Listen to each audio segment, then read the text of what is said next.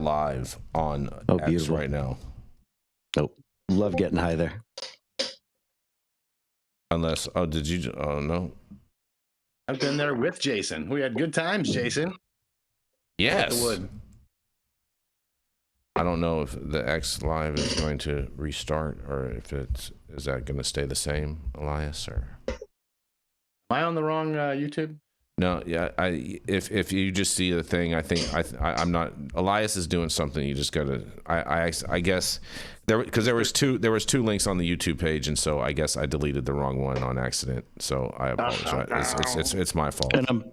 And I'm watching the YouTube feed where I don't know what YouTube did, but it's showing the live stream on the High at 9 News icon. It's not showing it in the live area. I think it's probably going to move there afterwards. So we are good. No. We need to just reset. Weird. We just need to reset it all, bro. We just need to reset. Oh, I already did. We're live on YouTube. It's showing it there. They must have done an update where it pops up on the icon first before it moves to the live section in the YouTube channel. Oh, but it's a different link then. It makes it so hard to see it. Elias, then it's a different link then or something because it's not playing on YouTube. Here we go. It is a different link. It is a different link. I got it right here. It's a new link. I got it right here. Bro. That's what she said. Yeah, I know, Stone. Just give us 1 second. Give us 1 second, buddy. We're gonna be back to being amazing again, okay? We are pretty amazing. Oh, live. I'm gonna click on this one. New link. Yep, we have a new link. Does that change the Rumble link? Elias? LOL to you, Leah Patrick. Elias, does that change the Rumble link? No, I just need to move some stuff around real. Give me. Okay, take your time. Let me know when you're ready. I'm getting all the pre stuff done, so everything is all the same as it was before. We're live on YouTube. Are we live on YouTube? Are you sure? Yeah. You see? Yeah, I see it. Get out of here. I'm looking right at us. Get us. Oh man, you know what, guys? Hold on 1 second. We're getting LOLs and shit. Come on. I'm sorry. We had a technical difficulty this morning, so we apologize, you guys. We do apologize. But we're making all the corrections right now. And good morning.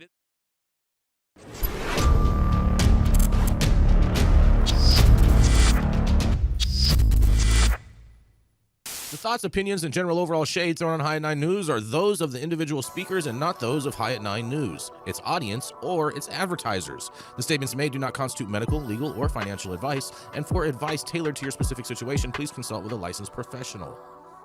Welcome to the High at 9 News Hour, where you will hear from cannabis industry experts and professionals from around the country talk about important topics while shining light on global issues and discussing cannabis as it relates to politics, regulation and reform, data and technology, science, research and medicine, family and parenting, art, celebrities and entertainment, fitness, sports, mental health and wellness, and plant-based medicines and entheogenics. Together, we are building a stronger community, fighting the stigma and creating change. With your host, Jason Beck, joined by special industry expert correspondents from around the country, and daily antics brought to you by Cannabis.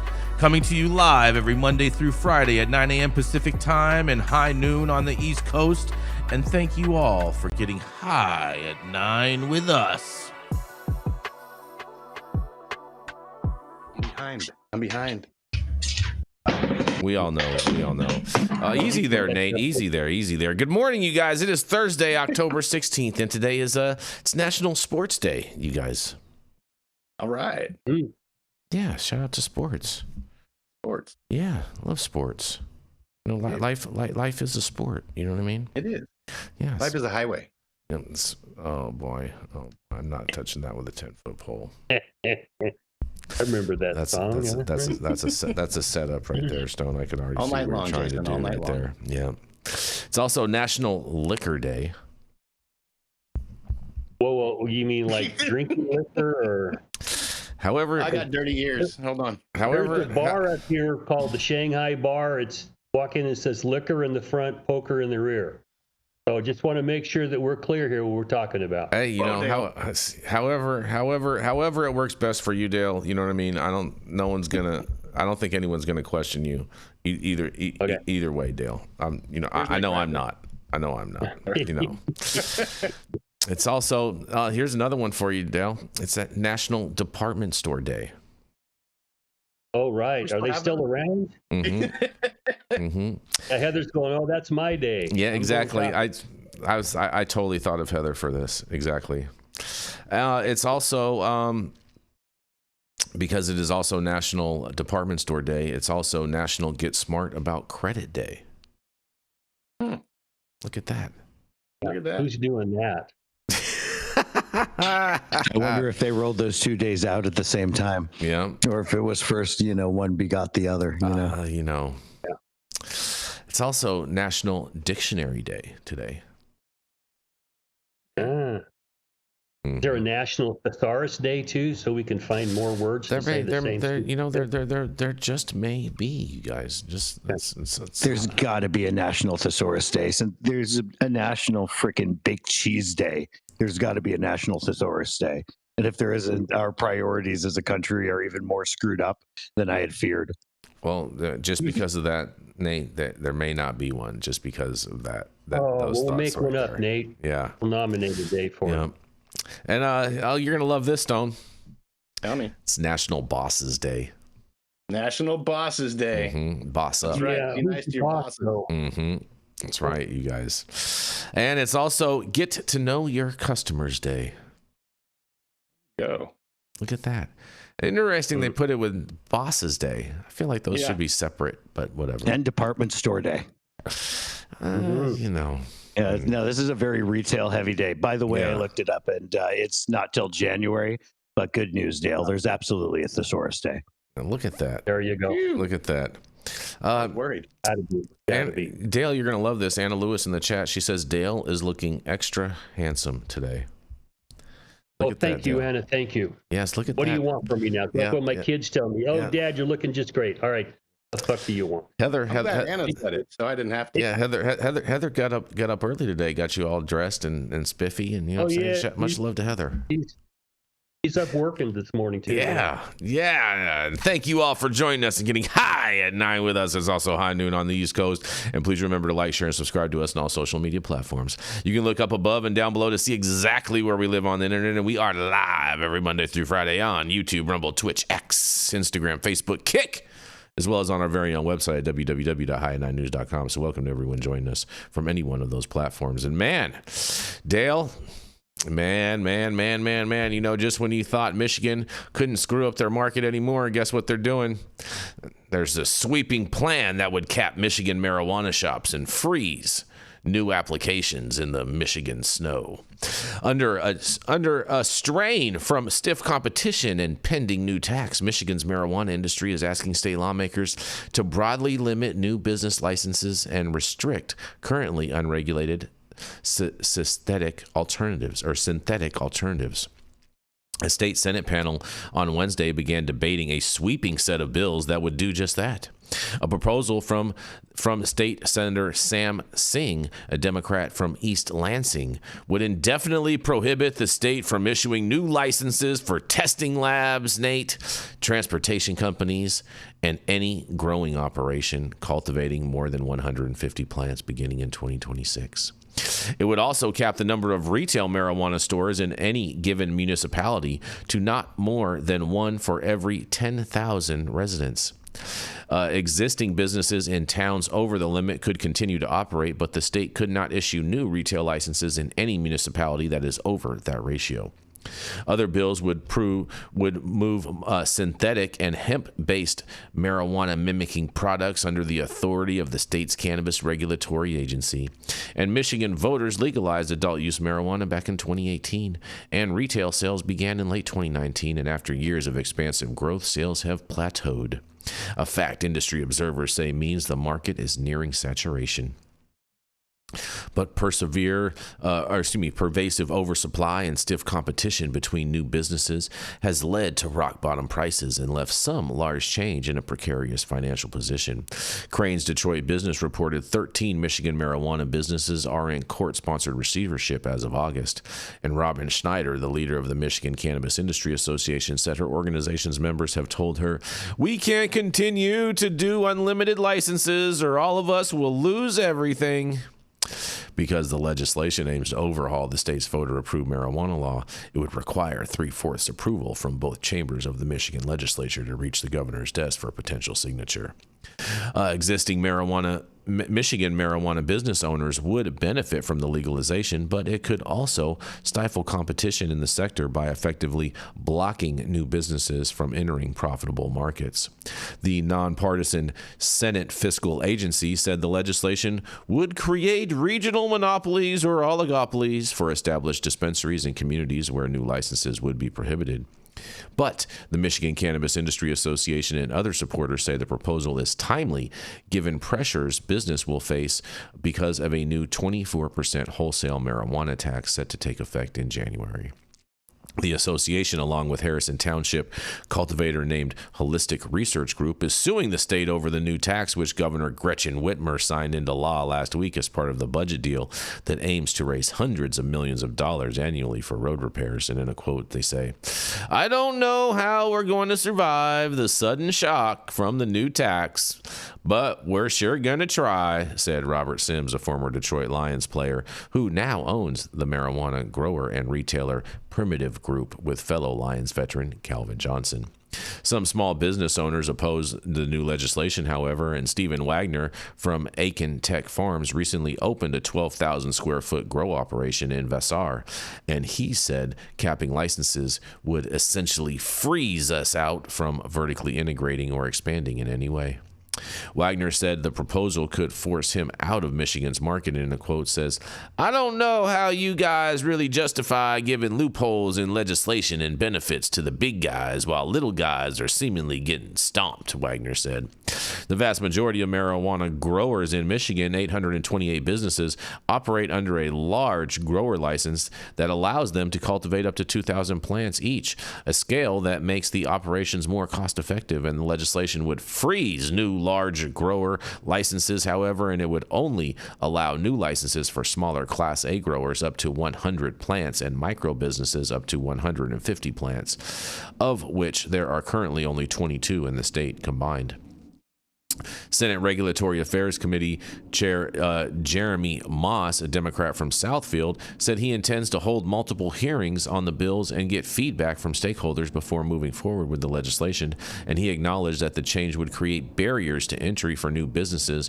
But he likened the proposal to Michigan, or he linked the proposal to Michigan's liquor regulations. And in that industry, the number of licensed distributors is capped, creating a state-sanctioned oligopoly. In a quote, he says, "It's just allowing there to be stability now in the industry so that the profitability doesn't keep falling and that new people can emerge in the industry and be profitable," Moss said.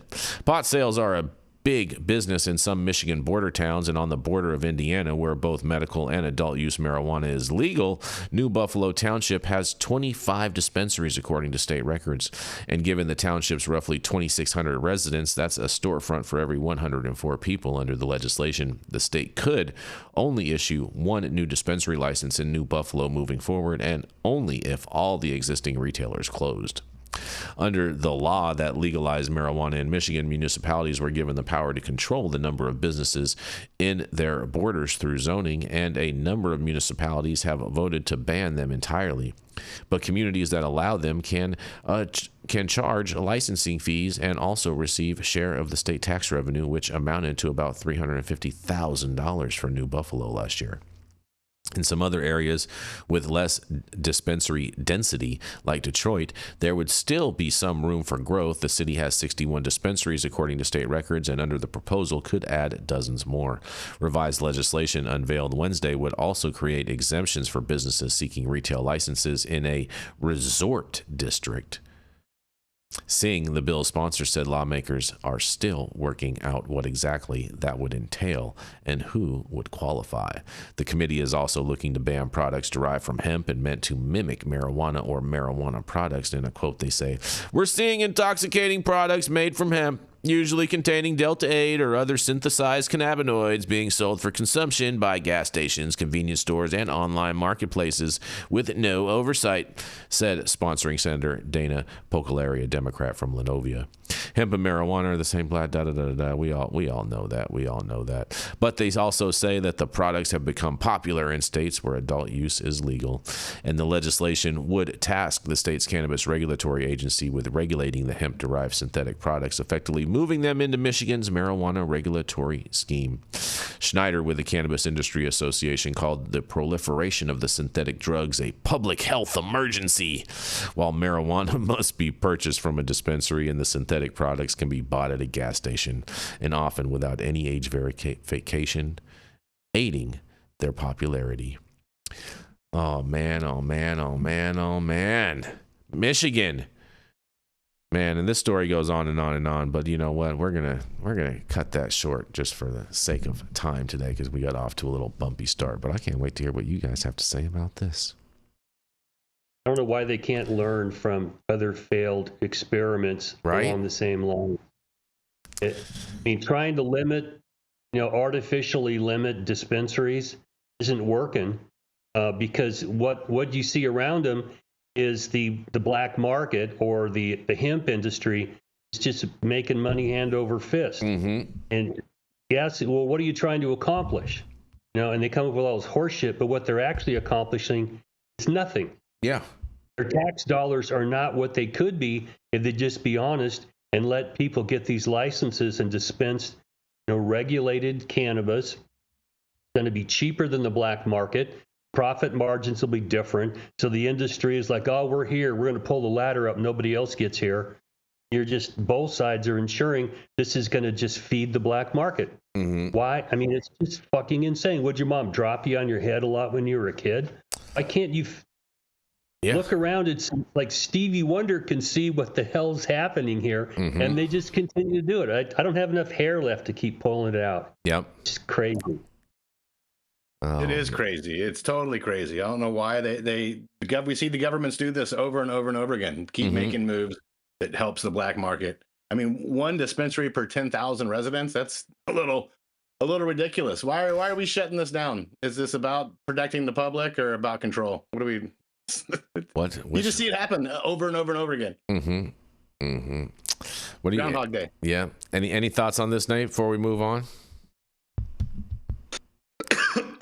That's one. The rest of it, I think, I hear what Dale says, and I saw some notes in the chat as well. Mm-hmm. Free market when it comes to license makes the most sense. There's really no getting around that. There's no reason to limit that. I would say look at liquor industry. They've had plenty of time to figure this out. And generally speaking, so long as you're not opening up across the street from like an elementary school kind of thing, generally you're in a pretty good place, right? They used the liquor example in this, and they said that they capped the liquor licenses. Liquor licenses may be capped, but there's certain conditions that go into these decisions that the cannabis industry simply hasn't graduated to yet. As Stone mentioned, one dispensary per 10,000 people. I mean, sure, consider caps, but that's not how you do it. Like that's just a level of a level of I can't even think of the word, but they're just not aware of how stuff works. And when it comes down to something like testing labs, I might actually have a little bit of a thought on that, because testing labs, if you're not doing a good job as the state of regulating these kind of things, then what you end up doing, just like any flower company would attempt to differentiate itself, right? They would try to say we have the best flower, or we do this thing the best. When it comes down to something like testing labs, that's like a transporter kind of thing. When you consider like your relationship with this type of vendor, they're just there to do a job. They're not there to try to compete in some strange way that other labs can't. In fact, that really defies the nature of lab testing. You don't want labs to be telling you different things. If anything, they should all be pretty much exactly the same. Now, inviting numerous labs into the game is going to have weirdly that kind of approach, at least right now with where our market's at. And people are still hypnotized by THC numbers, thinking that that means that their product is quality, where at the same time, those same people would see a liquor with a huge ethanol content and be like, that's crap, very clearly so. Yeah. And somehow that doesn't equate to us that we're talking about the same kind of approach and same concept. In that sense right there, until cannabis matures, we're really inviting additional issues by saying, hey, come one, come all laboratories. I do think that there needs to be either a certain standard that's higher for labs or a certain transparency that's there, or if the lab or if the state rather is going to have some kind of standard on labs, for the love of goodness, like maintain that standard and don't let just people start shooting out willy-nilly like what's happening here in California. So those are just a kind of a bucket of thoughts in this. It may make sense actually in some senses to limit lab licenses if they were doing a comparatively crappy job of enforcing against laboratories as they're doing here on the West Coast. Interesting. Well, on that, we're going to roll into our first commercial, and we are going to be right back.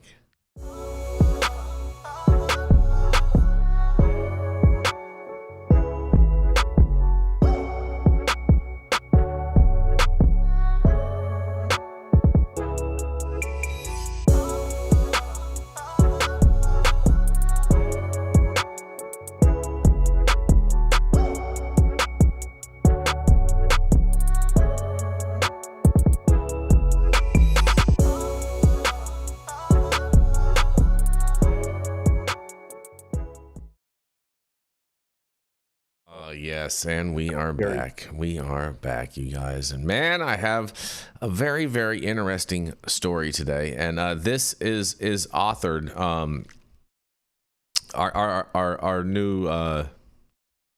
our new correspondent here on High at 9 News on Mondays, guys. Where did that go? Why did you disappear on me? That's not polite. That is not polite, you guys. Jeez. I'm back, little buddy. But yeah, there we go.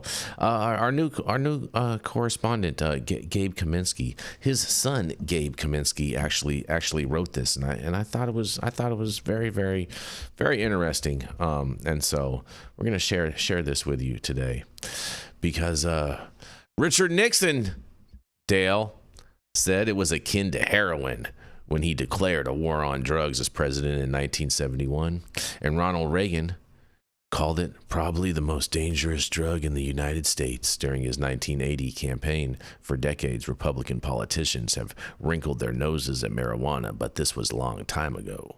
The one who is now in the White House isn't so adverse to the drug because President Donald J. Trump is weighing reclassification of cannabis from a Schedule I to a Schedule III drug, a move that would ease restrictions on it, but stop short of making pot entirely legal. A decision could be made as soon as this month and is likely by the end of this year, according to people familiar with the matter. As one White House spokesperson told us, all policy and legal requirements and implications are being considered. Rescheduling marijuana would place it on the same legal plane as drugs like ketamine and anabolic steroids and Tylenol with codeine, and it wouldn't be the president's first pro-weed move. That's right, because late last month, Trump shared a video on Truth Social, his online platform that advocated for the inclusion of CBD in Medicare coverage.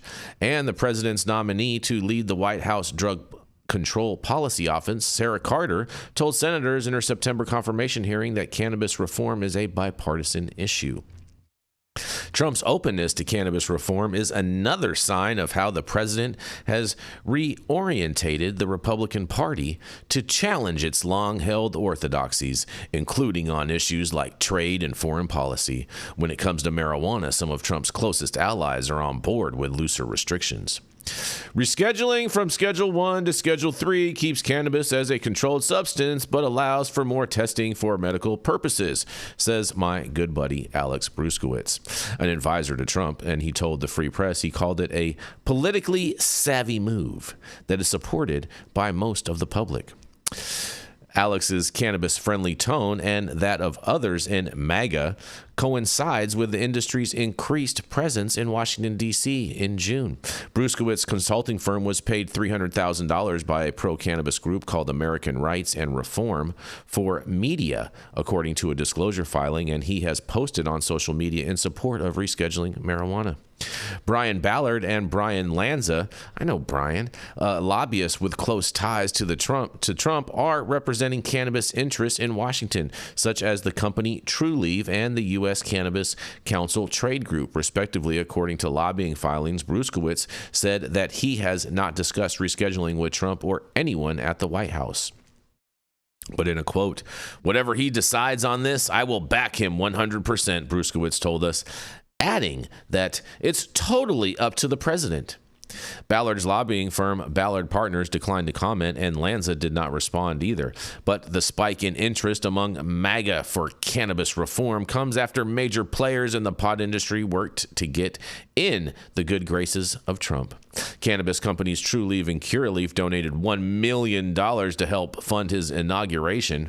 I find it interesting they left out Miracle Grow, but nonetheless, American Rights and Reform, funded by those companies and others in the industry, also donated $1 million to Trump's mega political action committee early in 2025. And in a quote, "The president has been educated on the issue, and he started to come along." A person in the cannabis industry who is familiar with Trump's thinking told us it was primarily because there were seniors in his orbit that he was seeing off the golf course who were telling him, "This stuff is actually helping me. I can grip my club better, walk 18 holes, and I'm sleeping better and don't have anxiety." American Rights and Reform touts a link on its website to a survey commissioned by the firm of Trump pollster Tony Fabrizio, which found that 2/3 of Republicans driven by younger voters supported cannabis rescheduling. But some of the MAGA faithful are much more skeptical. "Smells gross," says Jason Miller, former senior advisor to Trump, told us. "And it makes people lazy," added Garrett Ventry, a Republican operative who was close to Trump world. "The expansion of drugs is not a good move," John Castademus, a Republican billionaire who is friends with the president, told us, and Trump is in some ways an unlikely pot ally. But the president doesn't smoke or drink, which he says is a product of watching his brother Fred Trump Jr. struggle with and die from alcoholism. "If you don't drink and you don't do drugs, your children are going to have a tremendously enhanced chance of really being successful and having a good life," Trump said at a 2015 event in New Hampshire during his first presidential campaign. "No drugs, no alcohol, no cigarettes," he added. And in other words, though, Trump's openness to reform is less surprising because decades ago he called the war on drugs a joke and called the legalization of drugs to boost tax revenues during his first campaign. Trump gave mixed signals about his possible support for cannabis, telling Fox News host Sean Hannity in 2015 that Colorado's decision to regulate marijuana was bad, and while later expressing support for it being a states' rights issue. Marijuana is medicinally legal in 40 states, plus the District of Columbia, and is available for adult use in 24 states and D.C.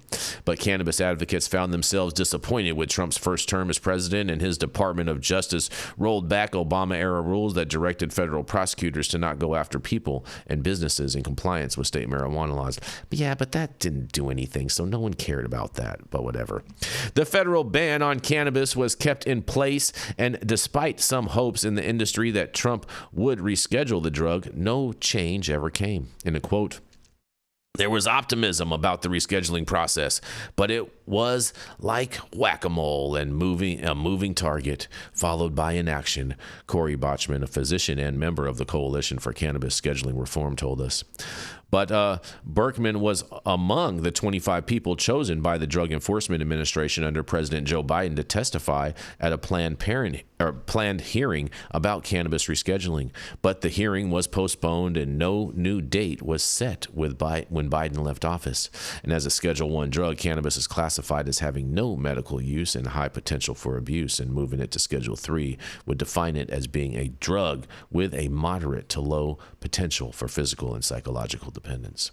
While out of office, Trump announced his support for a pot legalization ballot initiative in Florida 2024, and it came after a meeting with Trulieve, months of discussions with others in the industry and seniors who said they find medical benefits from using cannabis, according to people familiar with the matter. The amendment in Florida failed, but his support was a sign that a second Trump administration might explore more leniency about marijuana, and a Ballard lobbyist, Susie Wiles, soon became Trump's chief of staff in the White House. And by the time Trump was elected for the second time, his transition team was fielding questions from the cannabis industry about rescheduling, and officials stressed patience. In March, Fabrizio, the Trump pollster, came out with his survey, which circulated in the White House and found clear support of multiple common-sense cannabis laws. Among both Republicans and Democrats, the survey found that 66% of voters supported legalizing marijuana and 70% supported rescheduling it. The public support has also prodded the president to seriously consider rescheduling marijuana, and people familiar with the matter said. But Trump has believed that a favorable cannabis policy could be beneficial to Republicans in the 2026 midterm elections, even if some of his top aides are not personally on board with supporting pot, according to a senior White House official. For a lot of the base, it's an issue like gay marriage that people have gotten comfortable with, the White House officials told us. It's good politics. And the official said that Stephen Miller, Trump's deputy chief of staff for policy, would likely take the lead on any change in cannabis policy and not be super thrilled about it. But Miller, also the architect of Trump's immigration crackdown, recognizes the politics, the official said. For a lot of the base, it's an issue like gay marriage that people have gotten comfortable with, and it's just good politics, says a White House official. And a Republican lobbyist who works on cannabis issues added that Stephen looks at the polling, and he's got a pretty good pulse on where the American people are. In August, Trump had also said he was looking at reclassification. And in a quote, "It's a very complicated subject base," Trump said. "I've heard great things having to do with medical and bad things having to do with just about everything else. And those bad things about cannabis have caused opponents like Pete Sessions, the Republican congressman from Texas, to speak out against rescheduling marijuana. Doing so would send a message to kids that marijuana is not harmful," Sessions and 8 other House Republicans said in a letter to Attorney General Pam Bondi in August. "I think anybody in the administration encouraging the president to do this is making a huge mistake," Sessions told us, "and we will end up looking like a loser country," he says. And another Republican source close to the White House said, "We didn't vote for legalizing drugs. We voted to put drug dealers in prison." But Bruskowitz, the Trump advisor who was paid $300,000 by the pro-cannabis group, said he personally finds it surprising that cannabis is classified in the Schedule I. "Many veterans I've spoken with also value cannabis for its medical benefits," he said. Well. Shout out to Alex. I like the perspective. $300,000, huh? That's, you know what I mean? It's not a bad take. Interesting. I can't wait to hear what you guys have to say about this, but sounds like Trump is moving in the right direction. I'm surprised that this article is stating that Stephen Miller is going to be in charge of it, because I know that he's not a fan of it, but Susie Wiles is pushing the needle on this, and she is the one who's really in charge over there. What do y'all got to say about this? When he was talking about not liking the smell, it smells bad. Is he talking about Trump's pants, or is he talking about cannabis? Oh, stop it, Stone. I don't see this as anything good. It's one of two things. Trump's either setting up pharma to take over cannabis with his, it's helping the seniors. I think that's a fair. Like all the other politicians, he's just dangling that carrot before the midterms. Oh man, I don't think he's dangling the carrot before the midterm. I think they're actually going to do something before the midterms. Realistically, it may just be. Hold on, Stone. It might just happen a year from now, because it may just be the next October surprise. When did you become so on board with rescheduling cannabis? I didn't say that I was on board with rescheduling. I'm on board with Trump doing something. Mm-hmm. Okay. I think Trump needs to deschedule cannabis. I've maintained that position. I advocate for that position, and I stick to that position. But at the same time, you know, if he's going to move it to rescheduling, that's what we're going to have, and you know what I mean. Deschedule the Epstein files and deschedule cannabis. Let's go. I'm all about releasing the Epstein files, and shout out to Anna Paulina Luna, who apparently met with a Russian yesterday to release information on who killed Kennedy, and she's supposed to be releasing that. So I'm gonna stay tuned and keep an eye out for that too. Look over here. Yeah. Sorry. I see what you did there, Stone. That was cute. Dale's just shaking his head in disgust. What I don't understand is why what we know about rescheduling and descheduling and where this thing has been can't be imparted to these people who are out opening their mouth and saying stupid shit. Mm-hmm. Because they're right now, the only way you have a medicine that's going to be pharmaceutical approved is going to be some sort of a tincture or some pill you swallow. Yep. And if somebody in the administration, the Trump administration, thinks that that's going to do anything other than just be a turd in everybody's punch bowl, I don't know. What do we got to say to these folks? Because the black market's going to fill all the other needs out there. What's going on in the States is going to stay exactly the same because people who want flour or concentrate or whatever, they're going to have to go somewhere to get it. It's not going to be at a pharmacy because there is absolutely no pharmaceutical product I'm aware of that you set on fire and breathe the smoke. They're not going to allow it. So, I mean, they're making noise. They're getting people's attention. But if you're going to drive this bus, I can see the cliff edge coming up. So go ahead, jump up. They've fucked this up every place they've tried to consciously do it. The government has fucked it up. So I guess we should just expect that bus they're driving is going to go off a cliff, and we'll see what's left over. What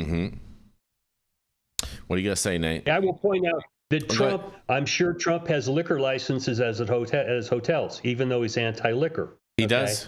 And the understanding he has cigars too. He has cigars too. I've gotten cigars at Mar-a-Lago. If people want these products, even if you don't use them, make them available, or they'll be selling them in the parking lot to your people as they walk out. Okay. It's just, I don't know why this is so hard for people to get. The sky doesn't fall when people smoke weed.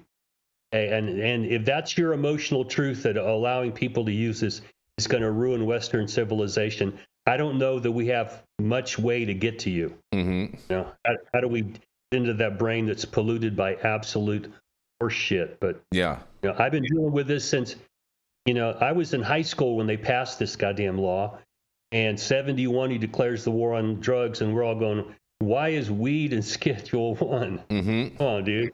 We're going to study it and we'll change it later. Yeah, lying sack of shit. And here we are. I don't know what to say other than the people on the show know it needs to be descheduled, and you guys need to get the hell out of the way and let the market operate like they do with alcohol. There isn't any significant black market in alcohol anymore, as even in places where they sell it through state stores, they seem to be meeting the need. That's the market. So, get out of the way. Yeah. Fair enough. What do you guys say, Nate? I'm going to go in a slightly different direction with this. I feel that, you know, having, you know, been too close to the proverbial forest to see the trees in these kind of senses, with having been in cannabis and in and around the rising regulation and legalization efforts behind it.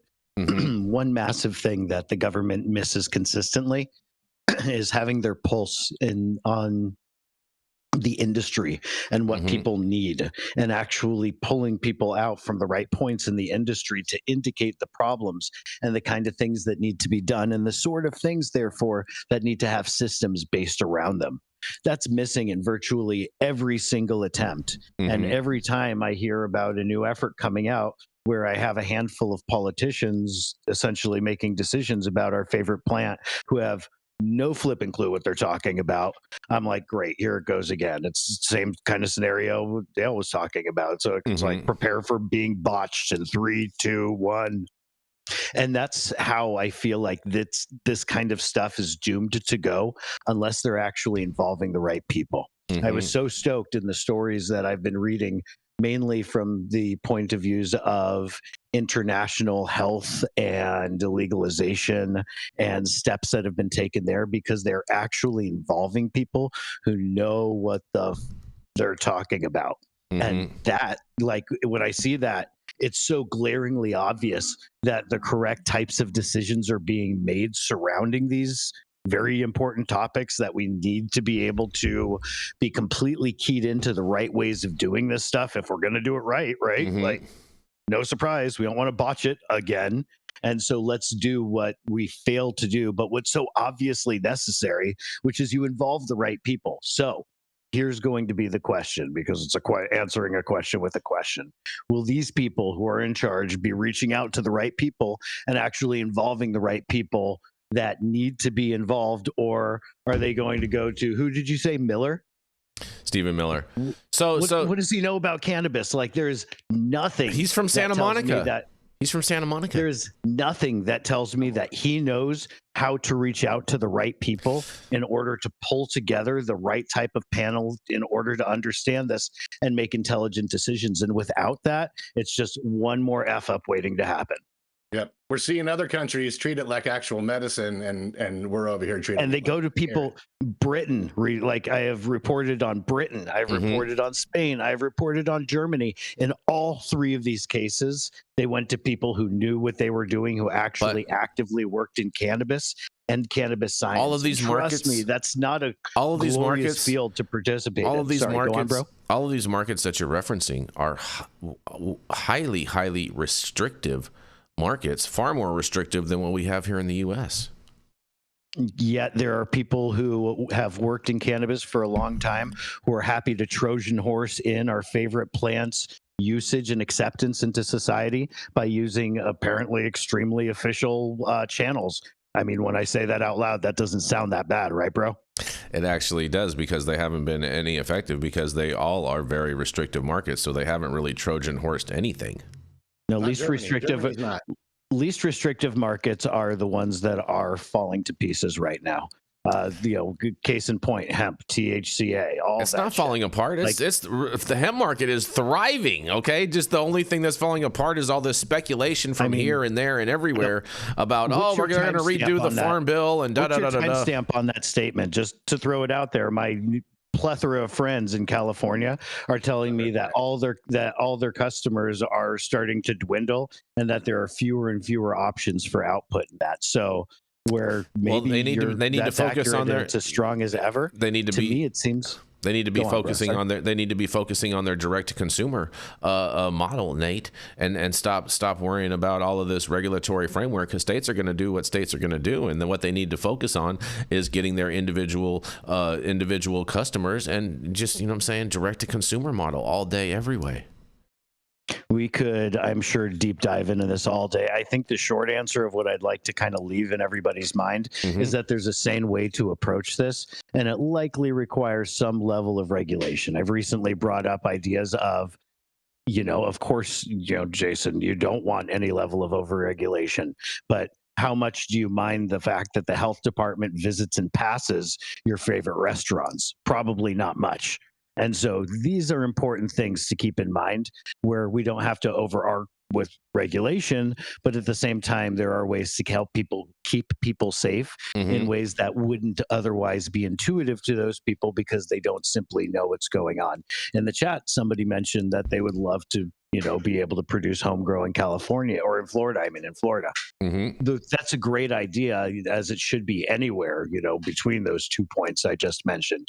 However, my concern is that I have yet to test a batch of homegrown that has passed a safety test.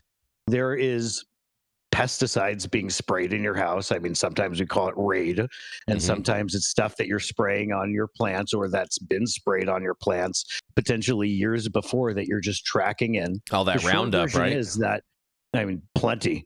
And the short version is that if you've had any casual type of approach to a space, there's no way it's going to pass a type of safety testing that is commonplace in every last product you've ever sold, Jason, and every last product that we've ever bought on the regulated market. And these are such important tenets when it comes down to, remember the mentions that we had in our industry, the safest product on planet Earth. We need to maintain that. Like that is something that's actually. We don't maintain that though. We don't maintain that, and you know, I mean, that's, come on, deep dive it, bro. It's a worthwhile argument. It's a talking but that's point. What we need to build, going way back to the beginning. If we were involving the right people, we wouldn't have problems maintaining that. How about I cut it there? Oh, interesting perspective, Nate. Interesting perspective, buddy. That is for sure. Dale, you want to have the final word on this before we move on? We're going to be talking about this because no matter what they do, they're going to screw it up. That's what the government does. That is 100% true. The government always does screw. That's one thing that you can count on them to do is screw things up. And rolling on that, we're going to roll right into Mr. Attorney at Law, Mr. Dale Schafer. Dale has been an attorney since the Reagan administration. He has represented physicians, hospitals, insurance companies, cops, corrections officers, and for the last 25 years, he specialized in cannabis law. He served a 5-year federal prison sentence for helping medical marijuana patients and managed to save his law license. He's blunt. He doesn't smoke them because they're ratchet. They turn your teeth yellow and other things yellow, but he is honest and he's unconcerned with public opinions, your opinion, and anyone else's opinion for that matter. And he'll show you how he can defy gravity by pissing up a rope. That's right. It is your favorite Tio Loco, and you can now find him at his own law office, the law office of none other than Dale Schafer. Hi, good morning, everybody. It's Tio Loco. Yeah. Favorite bullshiticus again this morning. My story comes out of marijuana moment, and it was hard for me to read. It was by Carl Yeager yesterday. Headline is Top Marijuana Advocacy Group Urges Collaboration with Industry Amid Rise of Neo-Prohibitionist Movement. Okay. The guy that's in charge of the Marijuana Policy Project, his name is Adam Smith. He's writing a letter to whoever, and assume it's going to be people that have money to send him a check. We need money. And so he's dressing it up in a lot of language, and it's the advocacy groups got to work with the industry. And problem I have reading this is the advocacy groups have not necessarily kept up with what the industry needs. Now, I know most of the old dogs in these advocacy groups. I know who they are. Dale Geringer with NORML, and Jeff here with Americans for Safe Access. Don Duncan's part of that group. Marijuana Policy Project was Rob Campia. I don't remember him. He got a little problem with HR from being too friendly with women, so they had to. That was a good one. Yeah, I know. And then he helped set up NCIA. Aaron Smith now runs that. And, they're Ethan Nadelman, who ran the Drug Policy Alliance. These were all the old dogs. I know them fairly well.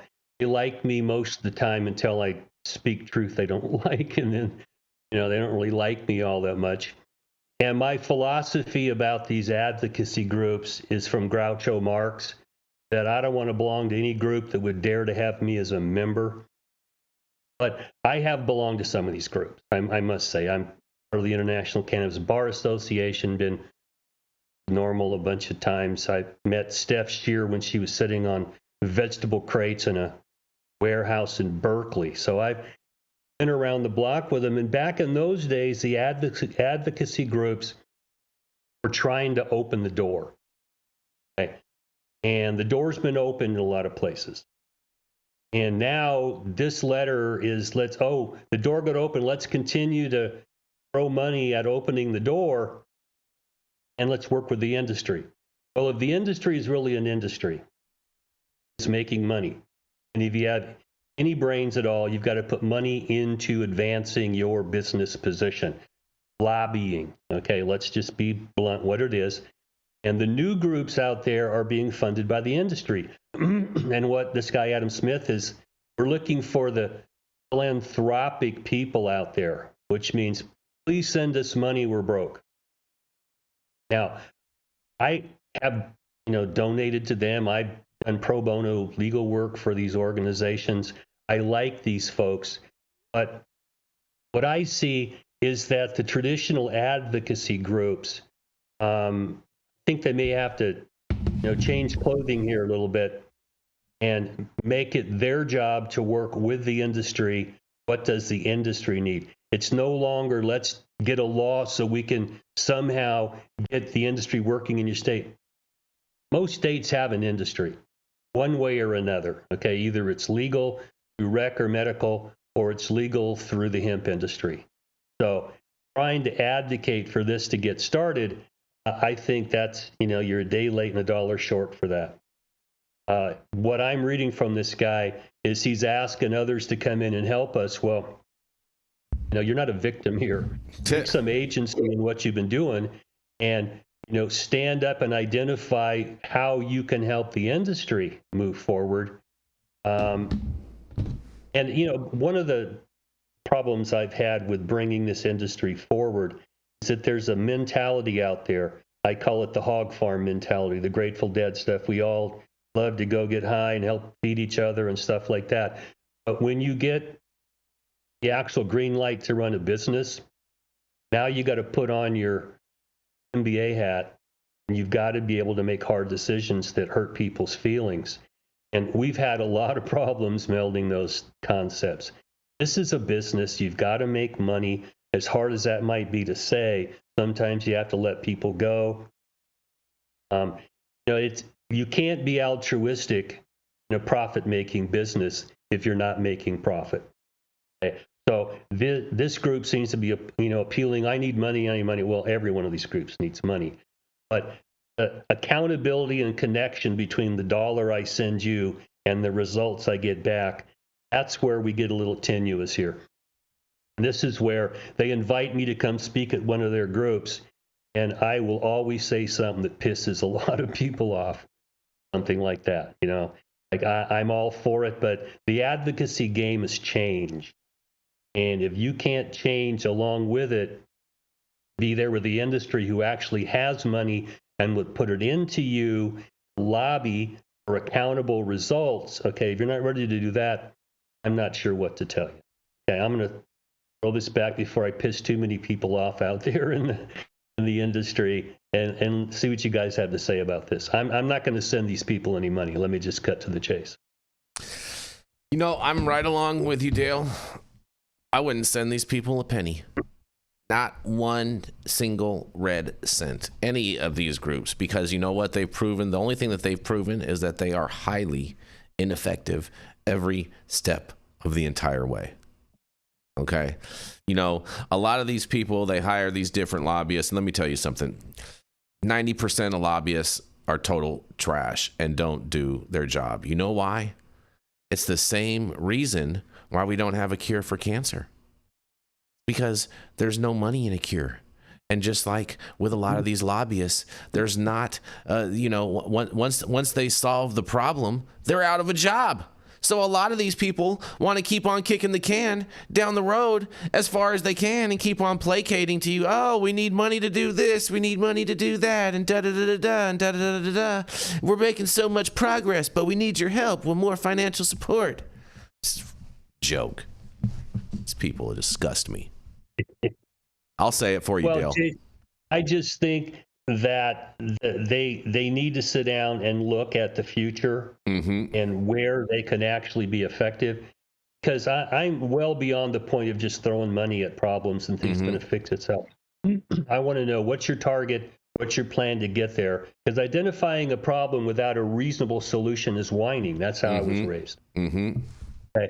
So what is the problem we're facing? And if we're going to set a campaign to do that, you want money for that, let's come back when the campaign's over. Did you actually get it? Yep. And rather than just continue to come out, give me more money, we'll get there. Well, where are you trying to get? Yeah. And see, these are the kind of problems that I get eyebrows raised when I'm, giving a speech at a normal convention, and I point out some of these inconsistencies. And, some of Ethan Nadelman's girlfriend doesn't even speak to me anymore. Yeah. Because, you guys, I'm blunt. I don't give a fuck if you like what I have to say. Don't invite me to your party if you don't. If you're a snowflake. I mean, because I'm for adult audiences, and I just been a warrior for too long to even get my juices up to go fight unless you identify a reasonable plan to prevail. Mm-hmm. And I'm tired of whacking peepees here. Let's, do something to get it done. Or go look at, as I said, if you want industry to come to you, no, you need to go to industry. That's how you solve that problem, because they got some money they're spending. And where they have $300,000 to that lobbying group you were talking about in the last story there, Jason. Yep. Somebody's got some dough. Well, that was True Leave. That was True Leave that gave him the $300,000. And and that, I don't even believe that was actually to his lobbying firm. I believe that was to his strategy company. To my understanding, but maybe he's calling his strategy company his lobbying company. This is possible. I don't know. I don't know if it's a separate entity or not. But I'm not a lobbyist. Yeah, I've known Alex ever since the beginning of Trump 45, and so we've been friends, and we worked together on a number of different issues, and I've been educating them on cannabis since the very beginning out there. So same thing with Brian. You know what I mean? Met Brian a number of times over there at Trump Hotel, and talked about moving the needle on different ways, and you know what I'm saying. So I'm happy to see that they're doing something, and that someone is at least giving some money somewhere somehow. But the reality is I started the most respected cannabis trade organization in the space, but all these other trade organizations wanted to stop everybody from joining it because we were the ones that were actually making progress. We were the only trade organization that actually released a model federal legislation of everything the U.S. would need to pass and do in order to have a robust cannabis economy to rival Canada, Mexico, and other emerging European markets. And and everyone just kind of laughed it off. And meanwhile, that bill still lives on as the States Reform Act from Nancy Mace. And so these people don't want a solution. They just want to keep on siphoning off the system and feeding off the tit as long as they possibly can. Is what it is. You know what I mean? Well, sorry, not sorry. I know a number of these people personally. I do too. I know them all. Every single one of them. We talk regularly about things, and I've been doing this for a long time. I'm one of the old dog. Normal gave me the OG pin. I've been doing this for a long time, but I'm notorious for speaking my mind. And some of this stuff, like Stevie Wonder can see what's going on here. If you can't, what's the old adage? The intelligence is the ability to adapt. Okay, and survivability is the ability to adapt. And we're no longer the pre-215 days. Yeah, we have laws. We're trying to correct them and things like that. And so I don't. And again, it turns into just making money because the people on the payroll got to be paid, and it turns into I got to continue to get money, and you want my check, and what are you getting for that? Accountability problems, and back and forth we go. I'm a business guy. You want money from me? What am I getting for it? Yep. Quid pro quo. Exactly. Fair enough. And on that, we're going to roll into our next commercial, and we are going to be right back. Every legend has a humble beginning. In world news, leaders are gathering today for the annual summit. I want to tell you something, Che. The government is watching us through the television. Oh, John. Look, right there. They're trying to hack into my TV box. We're still not able to hack into the TV box, sir. Ha! But they can't. I've rebuilt the entire electronic system, and it sends and receives signals through quantum phase space. They'll never get in. Engage target. In other news, local authorities are investigating a series of strange atmospheric phenomena reported by residents. Ma'am, we're with the federal government. We need to ask you some questions. John? Is there a problem? We've been trying to penetrate your TV box for over 6 months. I told you they were trying to watch us through the TV, but you didn't believe me. We can't get in, and to be frank, we have no idea what you've created. Yeah, that's the point. It's called privacy. You know what the Fourth Amendment guarantees? All we know is that we can't get inside. We want to know if you can create one for us. QUX. Even the government wants one.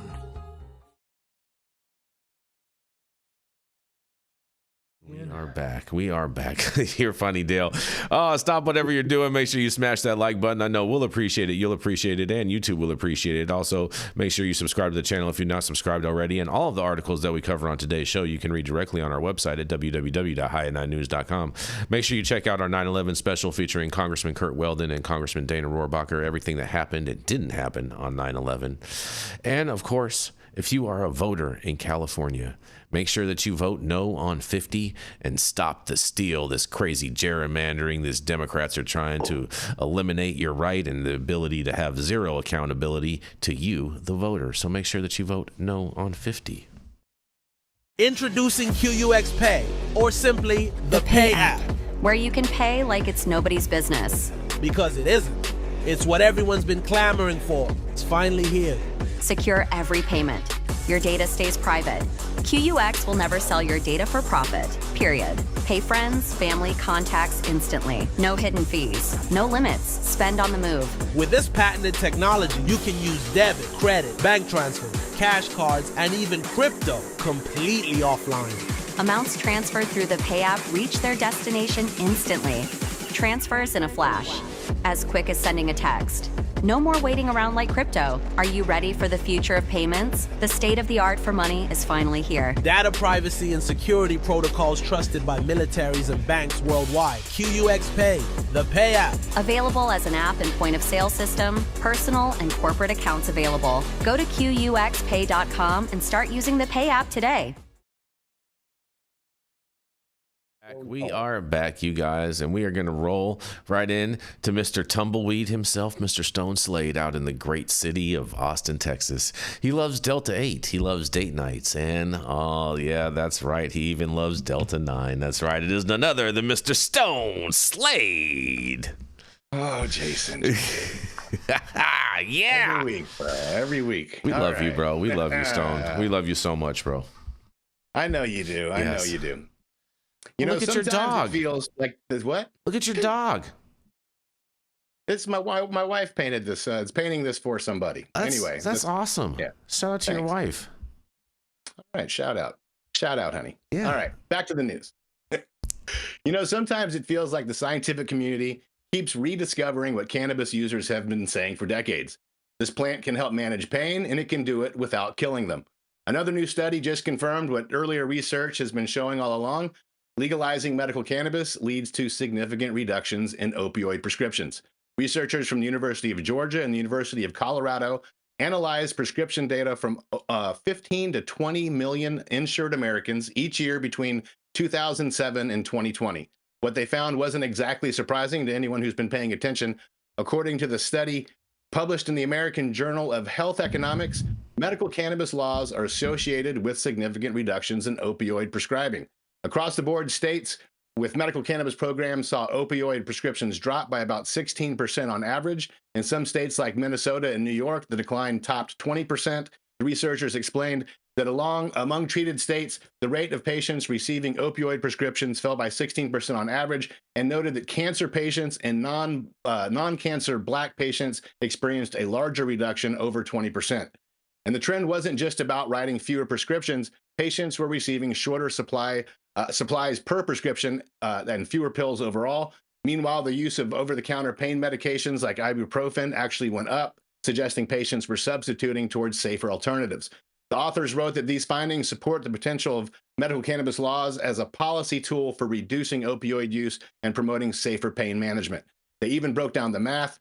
We find a 15.8% average decrease in the rate of patients with opioid prescriptions, or 107 fewer patients each quarter with opioid prescriptions filled per every 10,000 non-cancer enrolled patients. Now think about that. Over a decade of data across millions of people, and the pattern holds. When patients have legal access to cannabis, opioid use goes down. And it's not just with one study. Researchers around the world are finding out the same thing. In Australia, scientists found that cannabis can serve as an effective substitute for opioids in pain management. A separate study published in Drug and Alcohol Review showed that among drug users with chronic pain, daily cannabis use was linked to a higher likelihood of quitting opioids, especially among men.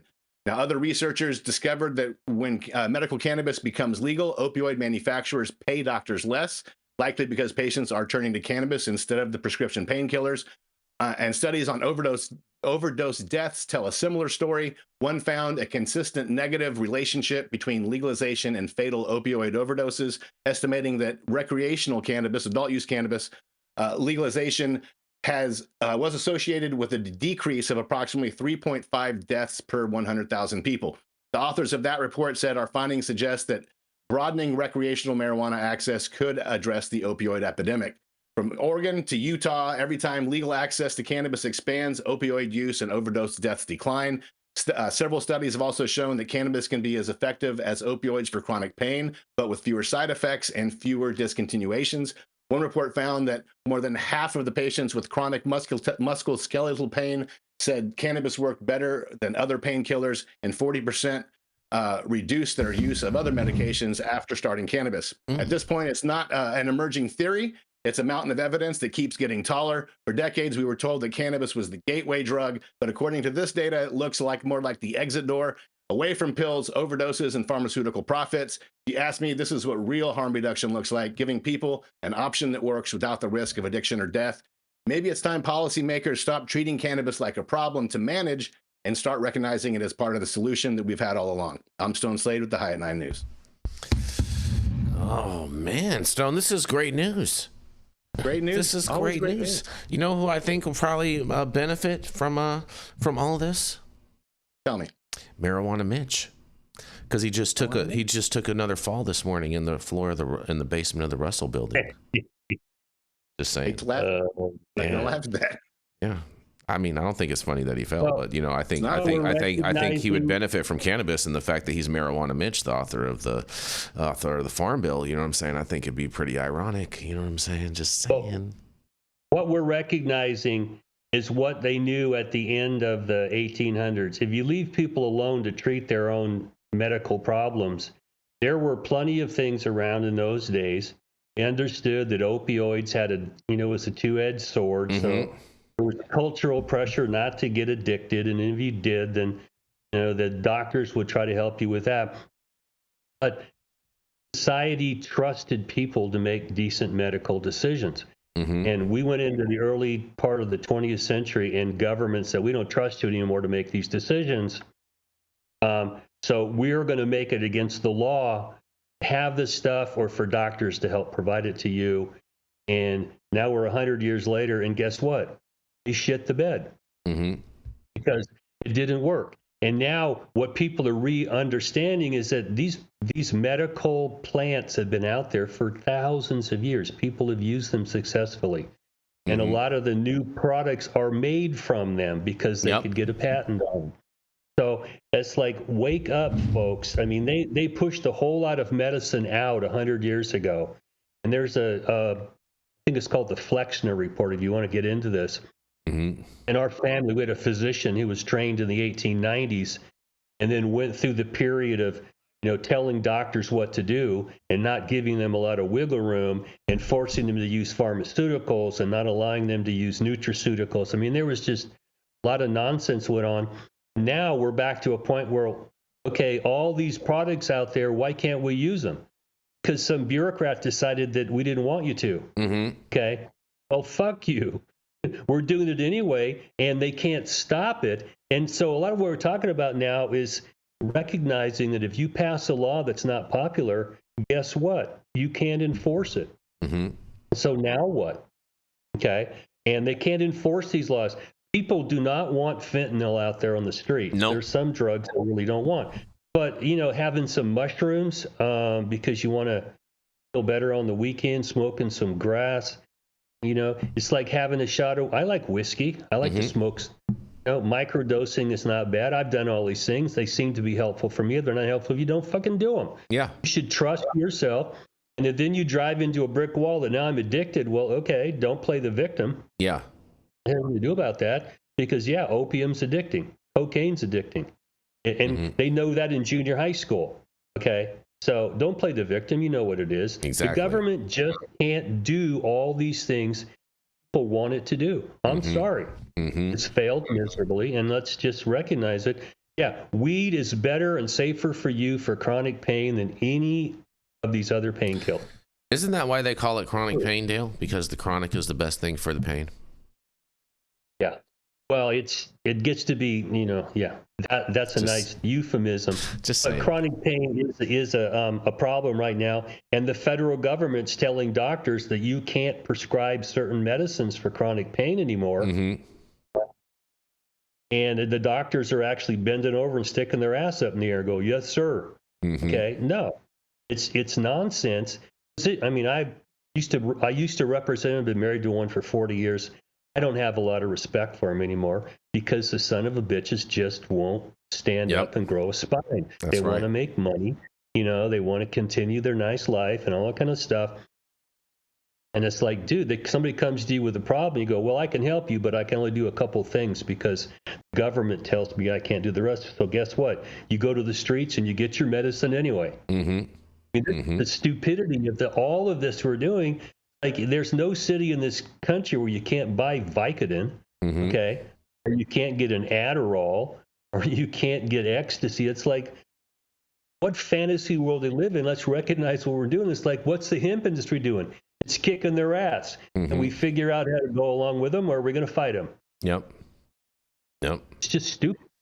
Any thoughts on this, Nate, before we preaching for the day? Yeah. No, all the good stuff's been said right there. I guess I'll just throw out and shadow of a fact because I can't recall the exact numbers, but I know that accessibility is the largest factor when it turns out with whether or not somebody's going to end up utilizing cannabis in their life in whatever way. It's been proven time and time again, accessibility. In other words, if you have cannabis easily, safely accessible to you, you're going to utilize it as an option. And here we have this thing that is as over the counter as it gets. Like it's, and it's, even regulated as, somewhat similarly to over the counter products. And here's something that you have that's as over the counter as it gets that just basically like bleaches certain like ailments, like certain systemic sicknesses of society. And here we have this thing that just makes it go away, neutralizes it. I mean, it's a no-brainer, right? So that's it. Fair enough. Stone, great story, man. Great feel-good story for all that chronic pain everyone's feeling out there. I like to feel good. I love it, man. I love to feel good too. And on that, we're going to roll into our final commercial and feel even better. I just ordered the summertime strawberry salad when added steak on top here at Anna's. Make sure you do the same thing too next time you're in downtown Long Beach. Come on down and check out Anna's joint on the 400 block of Pine Street. They have amazing selection of beers, foods, and when you come down here to Anna's, you can even challenge me to a game of shuffleboard if you want to lose.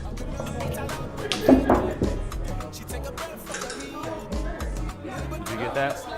So, next time you're in downtown Long Beach on Pine Avenue, make sure you stop by Anna's Joint on the 400 block. Not only do they have Anna's Joint, this restaurant and bar, but they also have the amazing deli next door, and then next door to that they have a very exotic flower shop. You may want to stop by and say hi.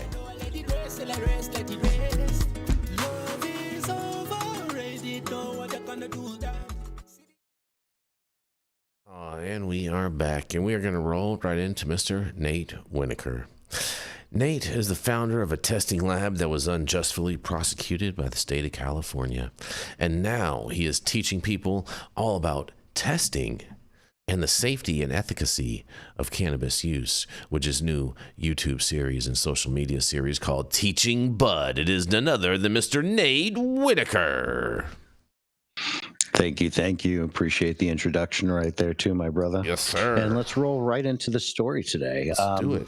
I like to point out everything I can in terms of areas of health, science, and tech. And today is a science story. Local emergency declared in Siskiyou County, that's in California, Northern California, over illegal pesticide use at cannabis grows. And it goes on to say that the Board of Supervisor has declared unanimously a local emergency due to pervasive use of illegal foreign labeled pesticide fumigants at illegal cannabis cultivation sites throughout the unincorporated areas of the county. The decision was made earlier this year as a response to growing threats of public health, first responders, waterways, and the environment, caused by a rise in the use of highly toxic and unregistered pesticide products, most of which are labeled in Chinese and imported illegally. These chemicals, routinely found at illegal grow sites, include dangerous mixtures of insecticides such as organophosphates, carbamates, pyrethroids, and chlorinated hydrocarbons, fungicides, and herbicides. When burned, they create thick, poisonous smoke that presents the serious risks. Many of them function as acetyl.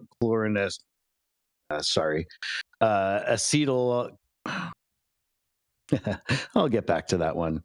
Most of them function as essentially chemical inhibitors for your body, attacking the central nervous system in a way that's similar to chemical warfare nerve agents. The chemical containers also lack proper regulatory labeling and safety information, which violates both state pesticide laws and federal anti-smuggling statutes. Since 2023, Siskiyou County has conducted over 176 investigations in covering a vast and consistent pattern of illegal pesticide use at cannabis grow sites.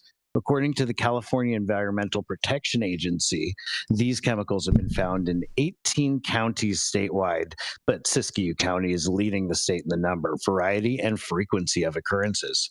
The proclamation directs Siskiyou County to form a multi-agency emergency response task force, pursue state and federal assistance, and to launch public education campaigns in coordination with agencies and drug enforcement, agencies such as the Cal Environmental Protection Agency and the DEA, as well as the U.S. EPA.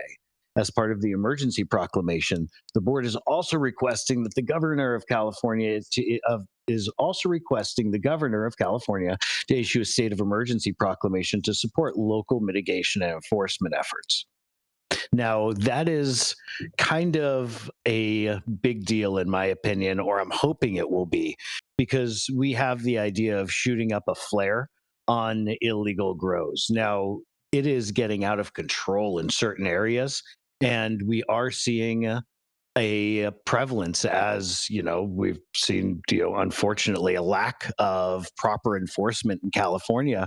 We've seen a lot of these illegal grow sites and dummy distros and other means of being able to import illegal cannabis into the industry as well as export it out of the industry, diverting in any sense, which is really supposed to be one of the core principles of what isn't allowed with regards to regulation efforts. And here we have, unfortunately, in pretty loud instance of California, ishing the bed right there.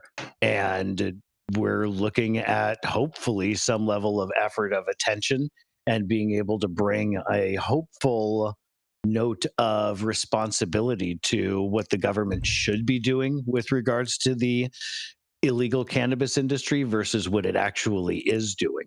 It's also worth noting a couple of things in the article. One of the major things that's being pointed out is just really mentioned early on, but that these are illegal operations. And the very fact that it's not being enforced upon is a pretty big deal, in my opinion. Number two, these types of chemicals, although they're coming from around the world, there's not this plethora of new chemicals and the next poison just waiting around the corner. In a lot of areas, in a lot of ways, these are the same chemicals that are already being looked at and looked after for regulated industry, which means that if you're trying to consume only safe, regulated cannabis, at least in spirit, you should be staying away from all of this kind of stuff, because generally, no matter what country it comes from, it's still the same chemical. Our instruments still detect it the same way. And so that's going to be something that you may want to bear in mind as it goes. A lot of those chemical groups that it mentioned, the chlorinated pesticides, the pyrethroids, and so on and so forth, all are sought after, at least here in California, as well as most of the country at this point, in terms of what kind of things shouldn't be in your cannabis. This also goes into a big point that I always try to make whenever we talk about hemp industry and THCA products and stuff like that. Those are a flushing ground. People put stuff in that industry that won't pass on the regulated side. That's a huge, huge flipping deal, guys. Like, to know that you're consuming from a dumping ground, in my opinion, makes that dumping ground 10 times more dangerous. And that's my main concern. It's not that people are taking cannabis from simply unregulated sources or regulated and then pushing it in another direction. We're looking at a serious dumping ground scenario where all the crap that should never end up in a person's body ends up in a person's body through avenues of the industry that aren't heavily regulated. Until that gets fixed, I'm pretty much going to be on the side of at least responsible regulation and safety testing, and I might die on that hill. So that's where I'm at. That's how I stand. This is Nate with the High at 9 News. Thank you so much for having me, guys, and would love to hear what you think. Oh man, Nate, China, bro. All these Chinese pesticides, bro. But yeah, a lot of poisons come from places where people don't mind manufacturing poisons, and that's a big deal. We have those super fun sites here in the U.S. And I don't know, again, an area of safety regulation, which is responsible safety regulation, is kind of one of those hills worth dying on. So maybe more super fun sites should be around the world, right? I mean, it's a great reminder of why we need sensible regulation. So if you have that choice, you have the choice to know, pretty sure it's clean on this side. If you don't know somebody, if you know somebody, you know where it's coming from, you trust that guy, that's great.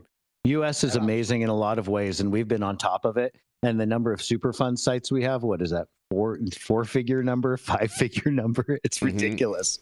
And so can you even imagine like what comes out of the earth in other areas? It's just, it sucks. We've created a monster. And we understand the problem of these chemicals being in a supply chain that people are going to burn and breathe into their lungs. Okay. We understand that. In California, we made growing weed a misdemeanor soaking wet. Okay. So there isn't a lot of law enforcement incentive to go out there and investigate this. So you got to bring in the state agencies. When they roll in, they want to find all these environmental problems because they can hit you with a felony. It's created just a disaster here. Now overlay that with, there's a lot of Hmong in Siskiyou County. I don't know if you know who these. They came over after the Vietnam War, came from Laos, and the Hmong are growing a lot of weed up there. Okay. But over in our foothills, we got a lot of cartel grows going on up here. When you're in California and you've got at least some sense of your finger on the pulse, you see that what our fighting over just opening up this industry and let it go has created a dying legal industry. And like you said, the dumping ground for horrible shit that people should never smoke is just being produced and shipped all over the country and all over the world. And yet we still have people fighting over, should we drop the tax down from 19 to 15%? Maybe same industry. It's like, you guys really do not understand the problem here.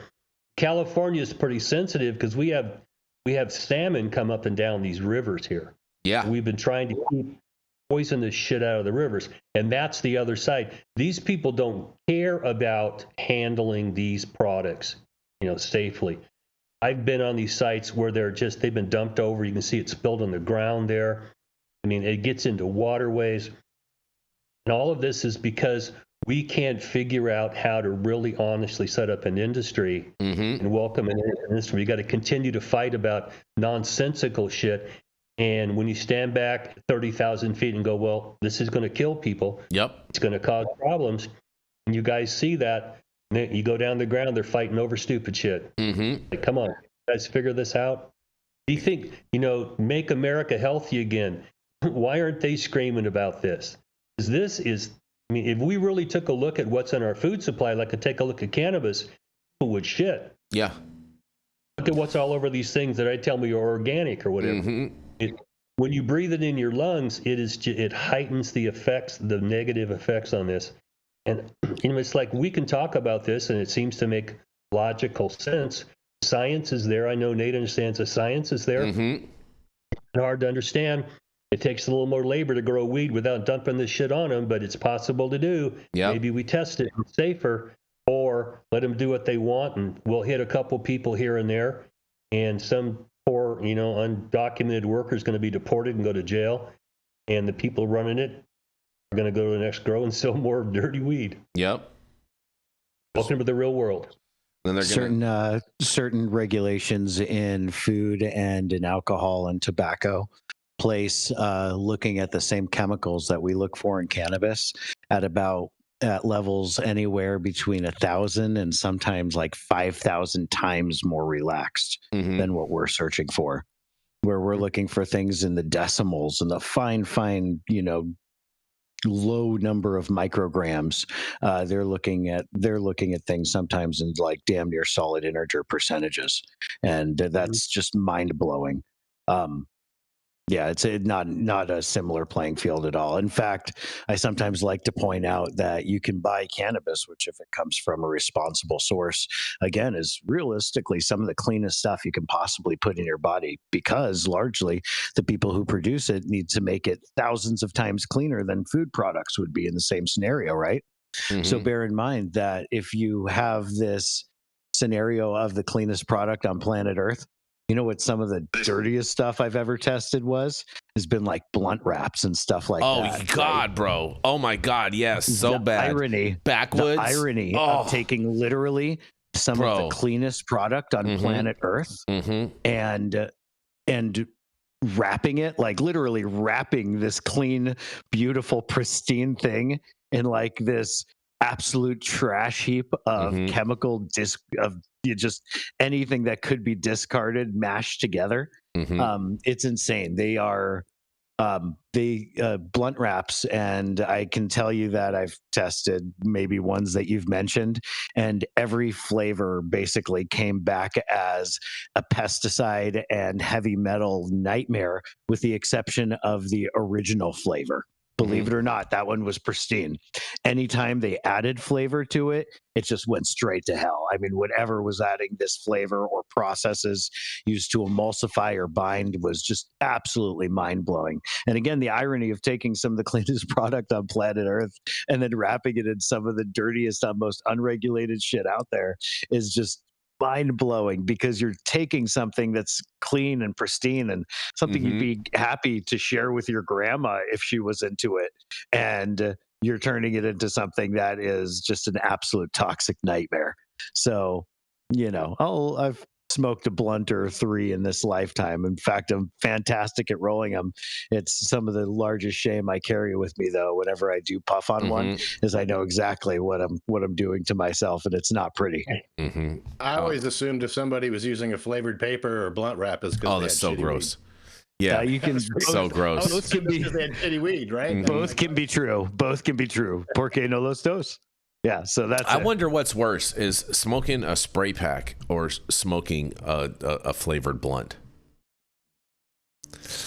It's, I mean, choose 99 ways to die, right, bro? Yeah. Fair enough. Well, Stone, I told you I have a short story for you for our last story. Dale, this is probably gonna piss you off. All right, so I'm sorry. Okay. Why? Because the U.S. Supreme Court declines the Humboldt cannabis case, leaving excessive fines challenge alive, you guys. That's right. The U.S. Supreme Court has declined to hear a case brought by Southern Humboldt landowners challenging the county's cannabis code enforcement system, leaving in place a Ninth Circuit ruling that allowed parts of their lawsuit to proceed. The case, Corrine Morgan Thomas versus Humboldt County, California, was filed by the Institute for Justice on behalf of property owners who argued that the county imposed excessive penalties for alleged cannabis violations, sometimes tied to prior owners, without proper due process, and they sought to overturn fines that they said were crushing and unconstitutional. A federal judge dismissed the suit back in 2023, but the Ninth Circuit later reviewed portions of it, finding Humboldt's penalty structure may violate the Eighth Amendment's ban on excessive fines, and the appeals court, however, rejected the claim that the county's process violated the Seventh Amendment right to a jury trial, citing the 1916 Supreme Court case Minneapolis and St. Louis Railroad Co. versus Bombolis, which held the Seventh Amendment does not apply to state-level proceedings. The Institute for Justice petitioned the High Court to revisit that precedent with support from groups including the Cato Institute and the Buckeye Institute, and Justice Neil Gorsuch, while agreeing with the denial, issued a statement calling Bombolis something of a relic that has created a two-tiered system of justice, and by allowing state and local governments to avoid jury trials in civil penalty cases. He said the court should re-examine the issue in a future case. And following the denial, Institute for Justice attorney Jared McLean said the fight is not over. The Supreme Court's decision not to take this case doesn't challenge the fact that Humboldt's scheme of crushing ordinary people under massive penalties for minor code violations is still unconstitutional, McLean said. We'll continue fighting to stop it. The case will continue in lower courts where the Eighth Amendment claims remain active. Dale! They're screwing over our growers in Humboldt again. What do y'all got to say about this?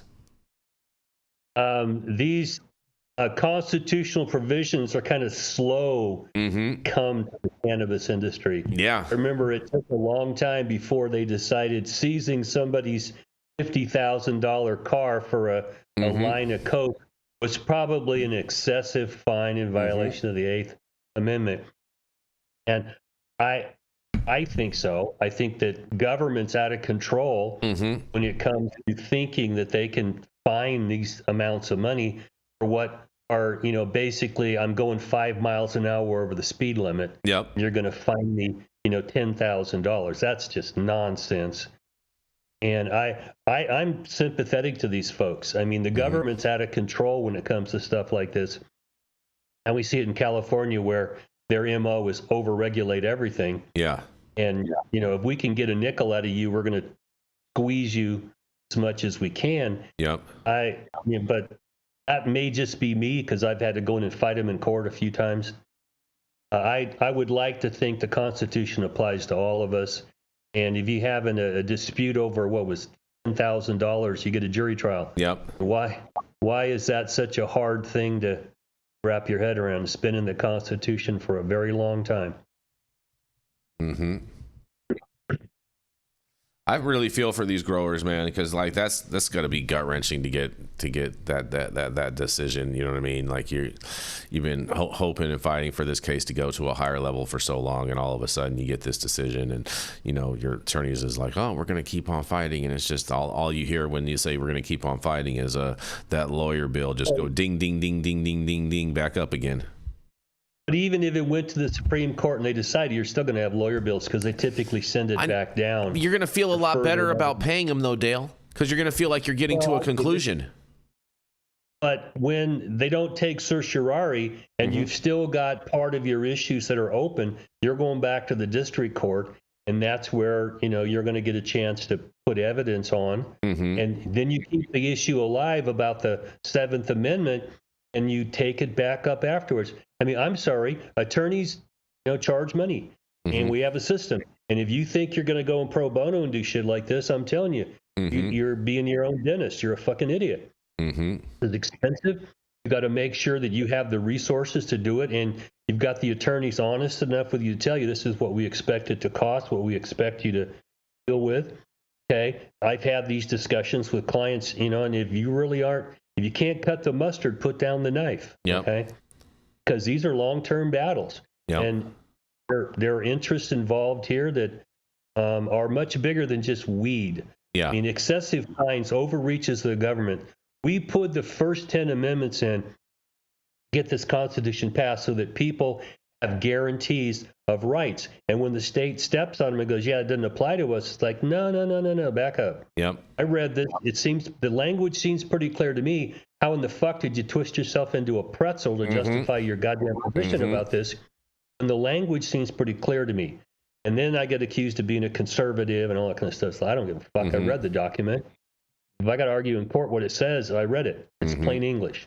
Why are we here doing this stuff? Yep. Oh, it's still alive. It's just very expensive. And the government tends to get the benefit of the doubt in most of this stuff. And I mean, Nate knows. Go in there with a good argument, and the government's like, yeah, but you lose anyway. Okay. And the government goes, yeah, smiling like a possum eating shit, walking out the door. And you're going, yeah, I don't like the government any more today than I did yesterday. This is just not right. Yep. I did like the fact that Neil Gorsuch issued that statement, and it gives me more hope that Neil Gorsuch may possibly give us some other favorable rulings later on down the road, just and follow suit along with Clarence Thomas in the decision making process. So that is the silver lining, I think, in this story for me. Well, but if you're watching the court, and I'm trying to do it in a neutral way here, if I can, I'm watching where the pendulums are swinging. Some of these members of the court, we call them the conservatives, are hinting where their mind is. Okay. And I'm not going to go back and argue that you said what or you said in your hearing for confirmation, blah, blah, blah, blah, blah. Understand the pendulum swinging back to a conservative time in this country. And if you don't think it's real, I'm sorry. I'm here to tell you, I'm reading these opinions, and they're opening up some arguments here that a Seventh Amendment case is 100 years old. When you take a case off the shelf that's got cobwebs on it, and you go, this has been the law for a long time, and somebody goes, yeah, but I think maybe we should rethink it. And then the Chevron doctrine went away. I don't know if you remember that one, where we don't give deference to the experts from some agency. We want a full hearing, and maybe we want a jury trial. That's another one. We get a jury trial on this kind of shit when we get into the district court. And as an attorney, I'm looking at this, noting these things, and since I don't know that anybody on that court's about to croak. You don't have, Ruth Bader on there, Ginsburg anymore. Well, I think they're going to be around. Clarence, I think, wants to get off. And there are some things he's been signaling for a long time, and I've talked about him, about the 10th Amendment rights of the states. And a lot of people don't want to hear that, but when you read the 10th Amendment, it's like the language is pretty clear. States have most of this power, and that's where it needs to go, and the feds need to get out. But if you're got your hand out and the feds have been filling your hand with money for a long time, you don't want the feds to lose power. And I think that's, in a nutshell, the battle we're seeing right now. And put it in that context. Federal government's in $30-something trillion in debt. They're spending like drunken sailors. Anytime you ask them to cut your credit limit, you're Satan. Oh my God, you're trying to kill people. Fair enough. Anything you want to add on to this, Stone or Nate, before we wrap this thing up? All right. Well, thank you all for joining us and getting high at 9 with us every Monday through Friday at 9 a.m. Pacific and high noon on the East Coast. And a big shout out to our audience and supporters for tuning in daily and listening to the insanity that is the developing cannabis industry. Huge thank you to Catalyst Cannabis for helping us keep the lights on. And thank you to our correspondents for being absolutely amazing.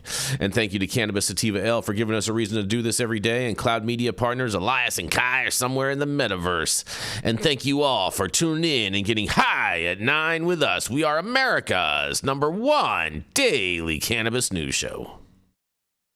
Copyrighted.